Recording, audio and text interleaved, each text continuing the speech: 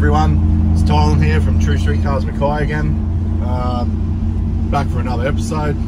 Going to go have a look at another ride, so exciting times. Stinking hot North Queensland day, but we're going to push through it. Just want to say thanks to everyone so far for the support. Really appreciate it. It means a lot. Yeah, getting some positive feedback and whatnot, so we're only just getting started. But anyway, I look forward to bringing some more content for some local cars, and I'm on my way to the next one right now, so let's get at it.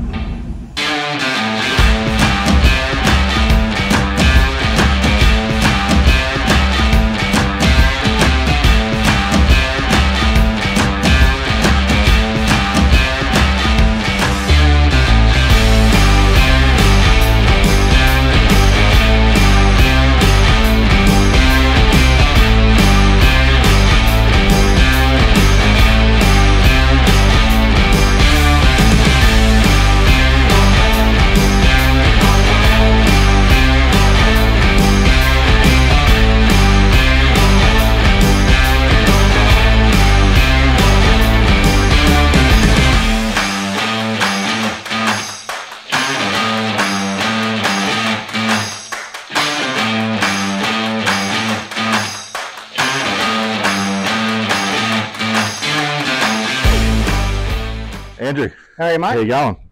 We picked the coolest day. Oh, definitely. Definitely nice and tropical here anyway, but thanks for letting us come around and have a chat about your car. No mate, thanks for doing it. Nah, no dramas. It's something I've wanted to do for a while now, so g'day puppy. Yeah, I suppose we'll just start off by asking, how did the VH Wagon come about? Like, why you chose a VH, or is that something you were looking for? Was it something that just popped up, or? Yeah, look, it's funny. So I've had a couple of cars over the years, and then got out of the car scene. You know, married, kids, all that sort of stuff, and yep. It obviously gets to the time where you don't have the money, and that sort of thing. So I had a couple of cars, and then got out of them, and then come back into a stage of my life where I was ready to start getting back into some cars, and I always loved my Commodores. I had a soft spot for the early girls, and especially the VHs, just loved the front. Yep. But my dad always had wagons growing up, so like when we moved from Melbourne to Mackay, we drove up here in a HQ wagon, 3,000 kilometres. So yeah.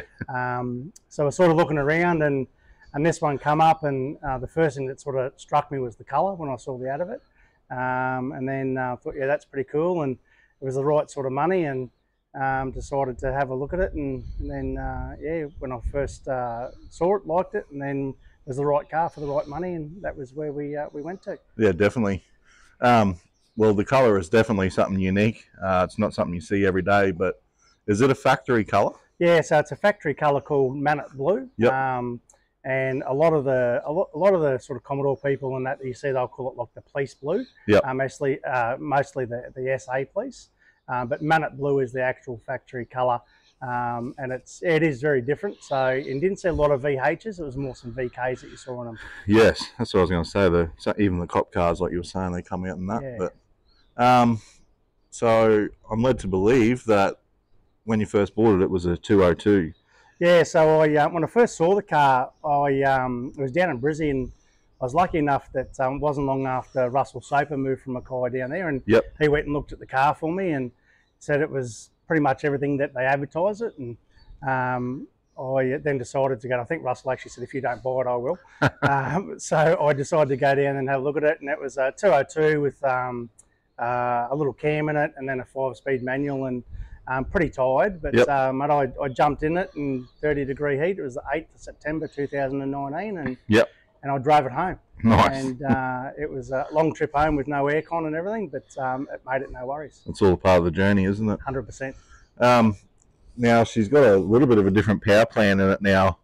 A lot of people see the number plates and it's 383 WAG, but some people aren't understanding what the 383 means, and when you pop the bonnet, there's a few people scratching their heads for a while. Yeah, so it's obviously we went through the incarnation of a 202 that I built. Yep. And then we put an auto in it and had some triples on it, and that was really good. Had a lot of fun with that, but was always sort of hanging for a V8. And yep.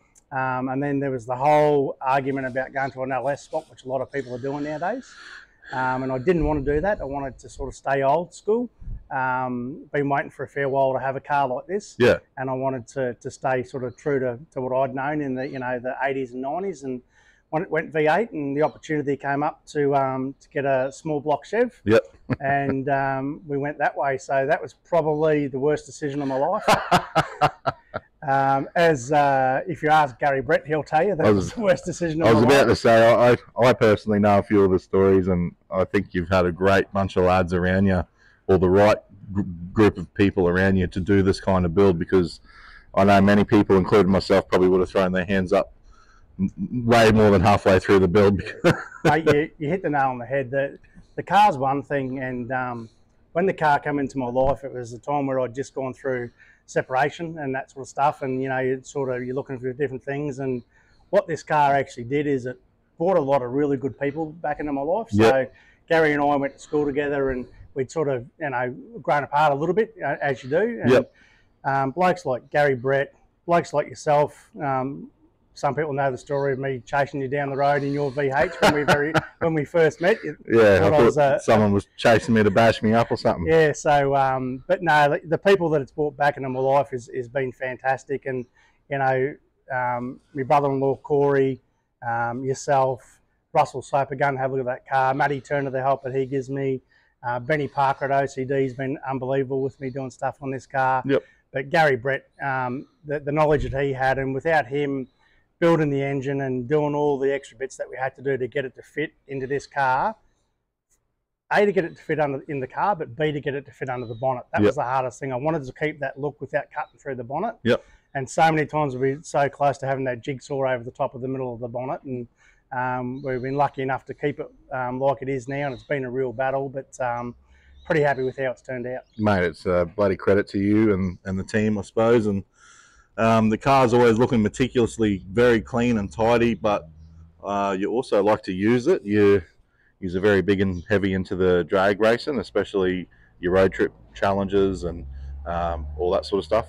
I know you travel away a fair bit, and you just returned from Warwick. Yeah, so we're in Warwick 2 weekends ago. Yep. So so that's sort of what the real big one that got me back into it was. We went in 2019 to the Warwick Willowbank Lakeside Road Trip Drag Challenge that Mick Apps had done back then. So that was 2019, and myself, Gary and Roy did it in Gary's Monaro, just the three of us. Yeah. Loved it, and that sort of really rekindled my love of cars again. And then not long after that is when I bought this, about 3 months after that I bought this car. And that was the whole idea, to have something that I could cruise in, have a bit of fun.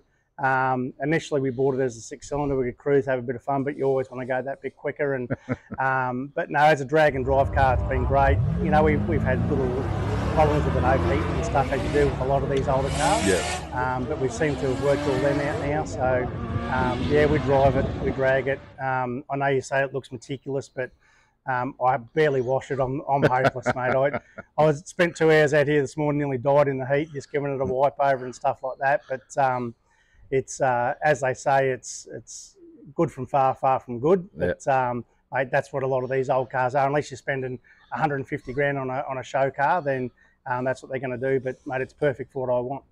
And I fully agree with that, mate. If you got them sitting in your shed, I think you got to use them. And if you're using them, you can't have a show car. Well, you can look after it, but I prefer to bash on them, and you know my style of drive. 100%, and that's the whole thing, mate. Is you want to get in and drive them and enjoy them. I took my son to road trips, and my son's 29, and he's had a little bit of interest in cars, but not heaps. So I took him to road trip last week, or 2 weeks ago, which was awesome for me to get him to come along, and he actually really enjoyed it. I think the police are after us, mate. He really enjoyed it. So, to get him now and his kids and just go for a cruise in the wagon, it's pretty cool. That's good.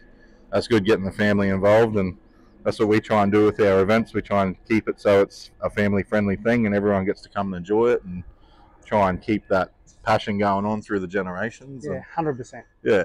Driveline-wise, what have you done there? Yeah, so it's a 350 Chev 4-bolt main, 383 with a scat 5.7 crank in it. Yep. Just I-beam rods, flat top pistons. It's just running world product steel head, so nothing there. And good little power plant, 350 turbo 350 gearbox. Yep. Just upgraded the converter from Briggs up in Townsville. The box is probably the weak point at some stage, but we'll probably have to go to a 400, but it seems to be doing the job for now. Yep. And then we went to a VL diff that Benny Roberts down at Ipswich Gearbox and Diffs built for me. Yep. So it's just 28 spline billet axles, True Track 3.7 diff gears, and all pretty simple stuff, all Holden or Commodore stuff except for the engine. Yep. We didn't even shorten the diff, it's standard, so we're pretty limited to a 235. Yeah. But it does the job, and it seems to hook up pretty well and that sort of thing as well at the track. So yeah, we've been pretty lucky, and it's a great cruiser. It's we're just running standard fuel tank and everything like that, and haven't really done a lot else to it.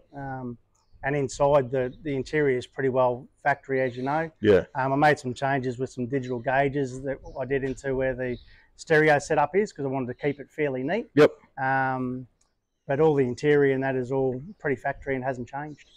Nice. Now, it was a manual when it had the 6-cylinder in it? Yeah, correct. Yeah, so you can see the 5-speed on the side there. So it was a manual, so 5-speed manual, and then when we built the little Hot 6, we went to a Trimatic in that. That's right, you did too. Yeah.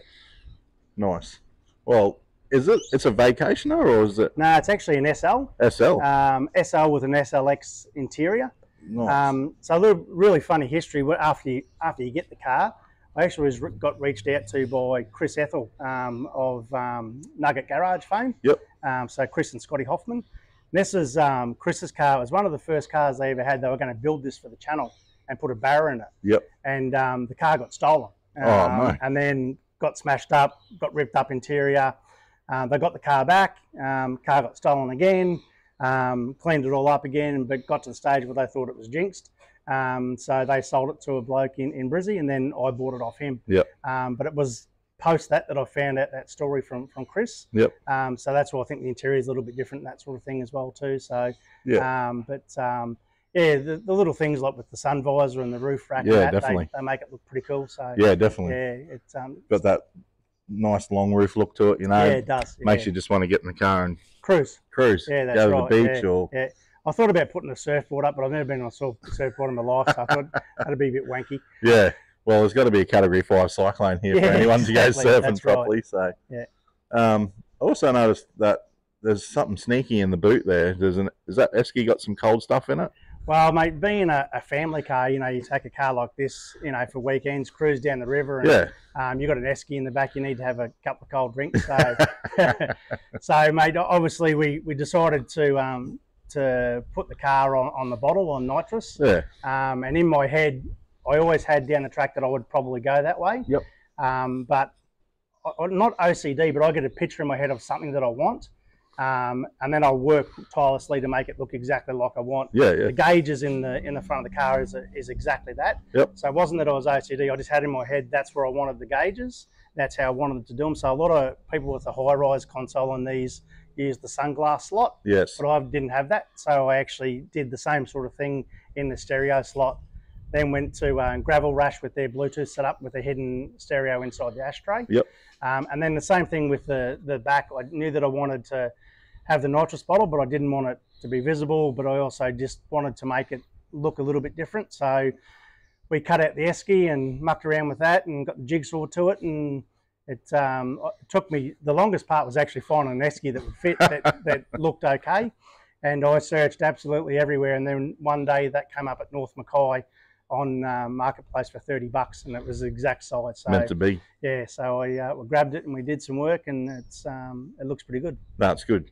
I seen it in there, and it's a sneaky little surprise, that's for sure. Yeah. And very well done. So, you still got keeping the old school look with these wheels. I see you haven't gone the typical 20-inch wheels or the 15-inch welds or anything like that. Yeah. So look, the wheels were on the car when I got them, and I really liked the look of the wheels. Being a 17, and then when we started getting into racing, you're fairly limited in what sort of tyre you can run with a 17. Yeah. And I was really lucky that these wheels were done by Chris Neal, who's been around for ages in Brizzy, Chris Neal wheels. And they're not an expensive wheel by any stretch of the imagination. And I got on to Chris and I said, can you do me a wheel the same but in a 15, just for the rear, so that when I'm racing, I'm not going to a steely. I'm trying to keep that look. Yep. And Chris was great. He did the matching 15s for me. They're slightly different, a couple of tiny things different, but from 3 or 4 foot away they look identical. So yeah, when I'm racing with the radials on, I can take them off, put them on. It looks pretty much exactly the same. So I think it just suits the look of the car. Yep. No, I agree. I think they really look nice on the car. They're you don't see them around every single day, and I think they really suit it. When I first got the car and I drove it home, I called into Howard. So people that know old Georgie Pauly from up at Conway Beach, that had George's Diner up there. Yep. He does a lot of hot rods and that, and he built a new place down at Howard. And I called in to see George, and it had the OS Formula yellow stickers on the wheel hubs. And he said, I've got something for you. And he went out and pulled those Holden ones out, and we glued them on, and they've been there since ever. And I think they make it look pretty cool. Yeah, they do. Something almost looks genuine. It does, yeah. Yeah. Now you're involved with a group of guys called Drop Bear Motorsports. Yes, correct. Yeah. So as I said before, you're pretty heavily involved when it comes to the drag racing, especially the local track here. How far have you come with this? What have you ran? Your PBs? Where do you want to try and head from? So look, I mean, it's quite funny, that very first trip we did to Warwick that I talked about with Roy and Gary is where the Drop Bear Motorsport started. So after way too many runs, Gary decided in the middle of the night he was getting up to go for a leak, and he went straight through the middle of my swag and smashed the whole thing and the pole and everything like a drop bear out of nowhere. And then the very next year we were back, and he did exactly the same thing to Corey's swag. And so he became the Drop Bear, and that's how Drop Bear Motorsports came about. And we've taken upwards of 12, 13 cars away to drag and drive events, which has been really good. So, and they've all been encouraging with a car like this. When I first got it and we did the Hot 6 and it ran into the 14s, which was really good. Very impressive. And now we've run on 100 shot. We run 1125 in this. Yep. Here's a pairing for the Holden fans. We got 308 engines in both these cars. Henry McClellan, Ronnie Shaw, 1259 for the Ute for Ronnie Shaw, 1264 for the Wagon. For the Drop Bears Motorsport team.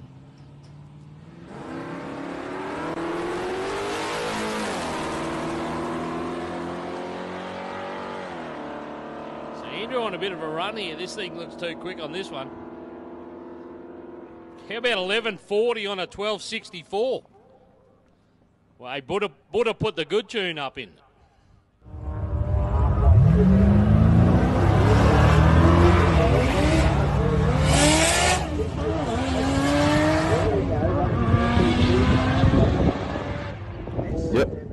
It's got 150 shot on there now, just with a new carby and some new bits and pieces. We're sort of looking for early next year to look. Growing up, I always looked at a 10-second car. So nowadays, 10-second cars, not much. It is and it isn't. People look like a 10-second car on the street is. It is. So very quick. The thing, as I grew up, 10-second car was the thing you wanted, and if I could get this car to run a 10.9999999, that'd be my dream come true. Yep. And if it does, it does. If it doesn't, it doesn't. I'm really happy with what it is, and I don't want to go to a situation where we're pushing it and then you wreck the car and you can't cruise in it. So put some more gas and too much gas. Yeah, exactly. So we've got a 150 shot ready to go, but that's pretty much the limit. And we've always run it on a really safe tune as well, really rich. We'll see what it does, and if it does, it does. If it doesn't, well, who cares? Well, it's a bloody credit to you, mate. And like I said, I've seen where this car's come from. I know you did some bit of panel repairs there as well, and touched a few things up. And yeah, so the car was pretty good. It was under the bumpers and under the door molds where the sills were pretty bad, or they were really bad, and a little bit around the back, but. Pete Tanner and Jamie Finch, who are both really, really good guys. Very talented, yes. Very talented, mate. They were unreal. They looked after me so well. The work that Pete did on this car, and then Jamie did as well too.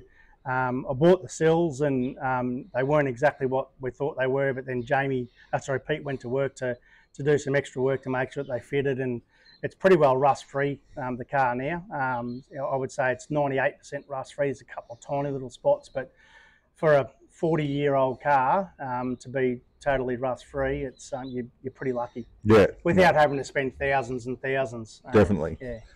And I mean, they've done really well to blend the paint and, you know, all that sort of stuff. That's the first thing I noticed. Like it almost looks like it's had a closed door respray, but it hasn't, has it? No. So the I think the cars, to be honest, I think the cars had a closed door respray at some stage. Yep. And I can see that there, because when I first got the car, there's a little bit of overspray on a couple of rubbers and things like that. Yep. But basically from the door molds down all the way around, including the brand new valance at the front that I got from a guy out of Dalby that made that a two-piece, and then Pete welded that up and made it look Mickey Mouse. Everything from those molds down is brand new. Yep. And the paint's all brand new, and you couldn't tell. Like No. The job that they did was amazing. No, it is amazing. Looks good in the sun as well. Well, I think I'm going to wrap it up a bit there, man, and we'll take it for a run out and get some pictures and go for a bit of a spin. And if you're keen, let's do it. Awesome. Thanks, mate. Thanks, mate.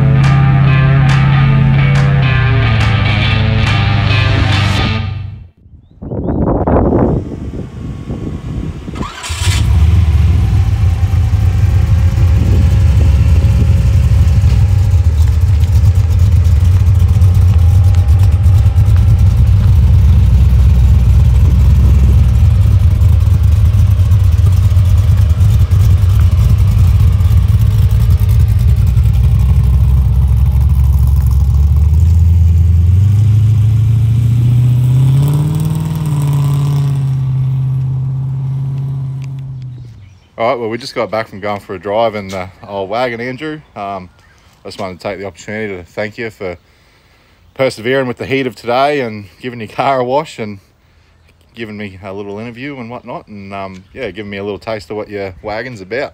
No, mate, loved it. Yeah, it has been hot for both of us, but mate, it's worth it, and big thanks to you and your crew, mate, because your dedication to cars in this town is short of none, and mate, it's only going to get bigger and better. I hope so, and we appreciate it as well. I hope all you guys at home enjoy the episode, and we'll see you on the next one. All right, well, that was a very hot experience. The weather up here at the moment is absolutely disgusting, but anyway, kudos to Andrew for pushing through and wanting to do the episode with me. But anyway, until the next one, we'll see you then. Don't forget to like and subscribe, comment. Appreciate it.